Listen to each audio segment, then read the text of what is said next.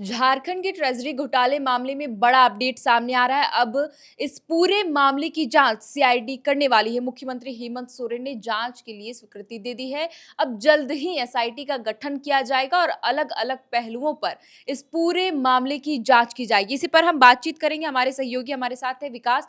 विकास, जो अपडेट आया है कि अब सीआईडी इस मामले की जांच करेगी। एक तरफ जहां भाजपा सीबीआई जांच की मांग कर रही थी, लेकिन अब देखिए कि ये मामला सामने आया है कि स्वीकृति मिल गई है सचिवालय से। अब जो है सीआईडी इस पूरे मामले की अलग-अलग एंगल से जांच करने वाली है। जी जाँच में कई चीज़ें भी आ रही थी जो मतलब बाधा बन रही थी जाँच की हम अगर बात करें, तो जो महाअभिलेखागार के कार्यालय से जो जाँच टीम गई थी, वो जाँच के साक्ष्य जो तमाम जो डीडीओ बिल्स हैं, वो लेकर वो आए हैं और साथ ही इसमें एक बात ये भी सामने आई कि जब महालेखाकार की टीम जब वहाँ पे जाँच कर रही थी और बिलों को एकत्रित किया जा रहा था, तो पुलिस विभाग से भी इस मामले के जाँच को लेकर जो है मदद करने की बात कही गई। लेकिन क्योंकि आँकड़ा बहुत ज़्यादा है और बिल और रकम भी बहुत ज़्यादा है बिल्कुल। और बिल भी बहुत ज़्यादा ट्रांज़ैक्शंस हुए हैं। तो आप देखिए कि इसमें जो है पुलिस भी जो है थोड़ी-सी असफल जो साबित हो रही थी, तो इसी वजह से ये निश्चित तौर पे ये निश्चित था कि आने वाले समय में ये या तो सीआईडी जाँच करेगी या सीबीआई जाँच करेगी।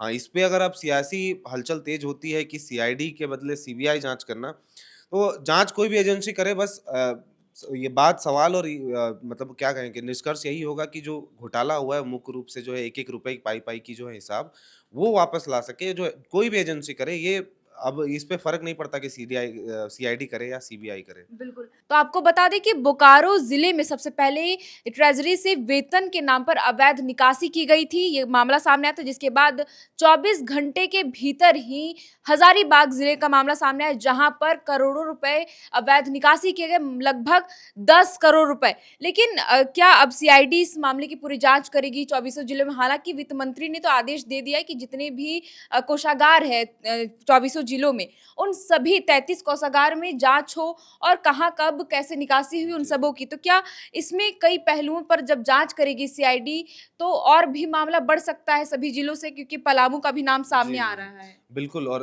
यही एक वजह है जो अब सीआईडी की संलिप्ति जो है मतलब हम कहें कि भूमिका जो है अब यहाँ पे सामने आ रही है और सीबीआई अगर आगे चल के जाँच होती है सीआईडी से संतुष्ट नहीं होते क्योंकि जिस तरह से जाँच में खुलासे हो रहे हैं और रोज़ नए आंकड़े सामने आ रहे हैं, तो ये ज़ाहिर-सी बात है कि सिर्फ़ एक सिपाही और शंभू कुमार या हम कहें जो बोकारो से जहाँ से शुरू हुई कौशल कौशल पांडे। कुमार पांडे जी, तो उन ये दोनों की संलिप्ति या हम कहें उनकी पत्नियों की संलिप्ति से ही सिर्फ़ इतना बड़ा घोटाला को अंजाम देना, वो भी वेब पोर्टल और सब तमाम प्रशासनिक पदाधिकारियों के बीच में रहकर, तो ये कहीं न कहीं संदेशवार्ता है और साथ में अगर इसमें पुलिस की भूमिका अगर रहती, जैसे हमने शुरुआत में ही बताया कि महाअभिलेखागार की तरफ से जो टीम गई थी, उन्होंने जाँच किया।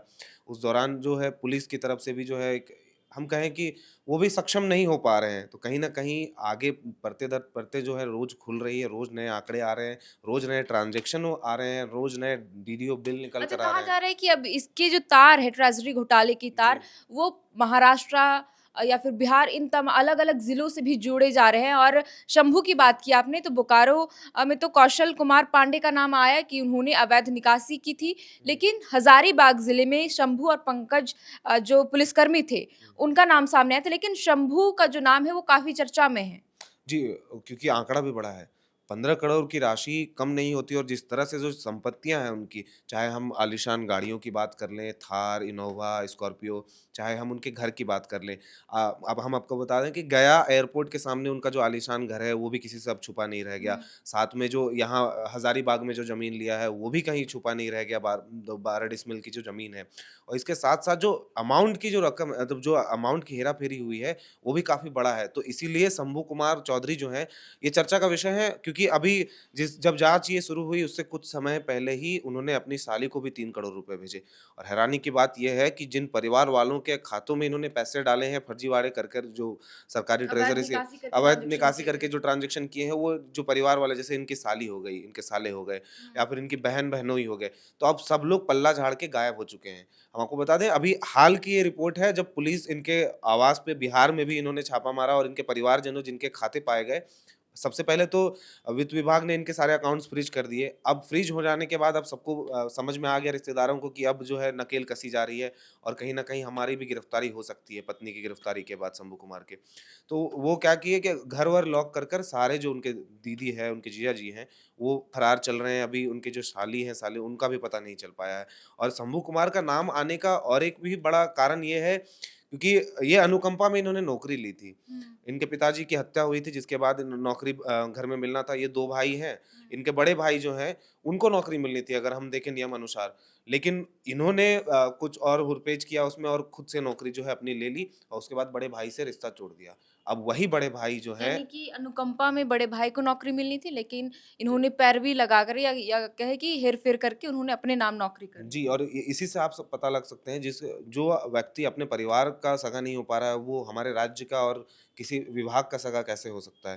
क्योंकि अब देखिए पूरे परिवार ने पल्ला झाड़ते हुए सब गायब हो चुके हैं अब, लेकिन सिर्फ़ वही भाई जिसको इन्होंने दरकिनार किया था, वो अकेला मकान बनाकर घर पर रहता था। उनको किसी तरह की कोई जानकारी नहीं थी फर्जीवाड़े की, ना ₹1 का लाभ उन्होंने लिया। अब इनके बच्चों की ज़िम्मेदारी वो ले रहे हैं। तो ये सोचने वाली बात है कि शंभू कुमार ये बार-बार आप देखिए कि इतने बार डीडीओ बिल्स बने हैं और इतने भारी अमाउंट में डीडीओ बिल्स हैं और इतने बार हम कहें तो बोकारो और हज़ारीबाग की अगर कुल बात करें तो लगभग 100 से ज़्यादा ट्रांज़ैक्शंस है। ये जो 3 साल हैं चाहे वो वित्त वर्ष हम 23-24 की बात करें, 25-26 की बात करें या ये जो 3 साल हैं 23 से लेकर 26 में, यहाँ पर लगभग 100 से ज़्यादा आपके ट्रांज़ैक्शंस हैं, जो कि अलग-अलग समय में अलग-अलग मतलब हम कहें राशि की जो है अवैध वो निकासी अवैध की गई। निकासी की गई है। बिल्कुल, तो देखिए कि ये बहुत बड़ी खबर सामने आ रही है, क्योंकि अब इस पूरे घोटाले की जाँच जो है वो सीआईडी करने वाली है। अब अलग-अलग एंगल से इसकी जाँच होगी। हज़ारीबाग में सबसे ज़्यादा अवैध निकासी की गई। हालाँकि सबसे पहले ये जो मामला उजागर हुआ वो बोकारो ज़िले से, लेकिन अब 3300 कोषागार में जितने भी निकासी हुई है अब तक ट्रेज़री के माध्यम से वेतन की, उन सबों की जाँच होगी। और विकास, ये भी कहा जा रहा है कि एसआईटी का गठन भी जल्द से जल्द होगा और आज इसकी अधिसूचना जारी हो सकती है। जी, बिल्कुल और ये होनी भी चाहिए, जितनी देरी होगी उतनी जो लूप होल्स हैं, जो संलिप्ति है जिन अधिकारियों की या मान के चलिए हवलदार से ऊपर रैंक के जो अधिकारी होंगे, उनकी संलिप्ति होगी, तो वो लीपापोती का काम जो है वो चालू है कहीं न कहीं।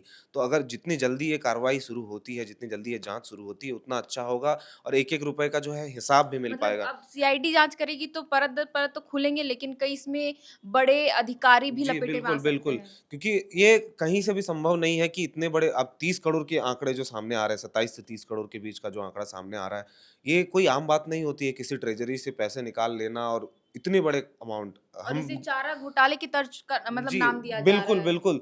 क्योंकि वो 400 करोड़ का है। अब तो ये 3 जिले खुले हैं, 3 जिलों की बात आई है, 2 जिलों में की जो है पैसे की बात सामने आई है, 30 करोड़ का आंकड़ा सामने आया है। अब पलामू खुलेगा और तमाम जो बाकी 33 कोषागार हैं, वो खुलेंगे। कितनी बड़ी घोटाले होंगे, ये भी एक हैरान करने वाली बात होगी या ये भी हो सकता है इसका एक दूसरा पक्ष कि शायद ना मिले दूसरे जगहों पर, ये जो शातिर लोग हैं, इन्होंने भी किया हो।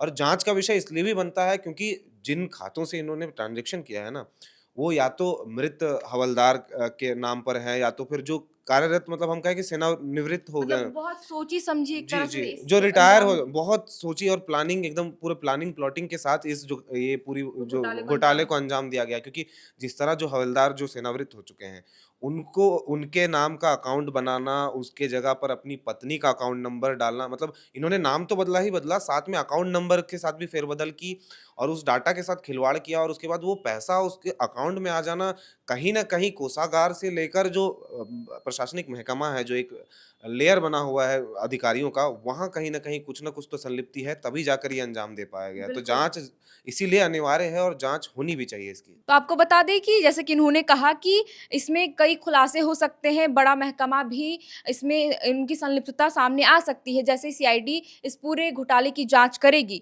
लेकिन आपको बता दें कि प्रशासनिक चूक को भी देखते हुए इसकी जाँच की जाएगी, ये भी कहा जा रहा है और इसके लिए बड़े आईएएस अधिकारियों के नेतृत्व में जाँच किया जाएगा। अब बहरहाल अब देखना होगा कि सीआईडी को जाँच का जिम्मा अब सरकार ने सौंप दिया है।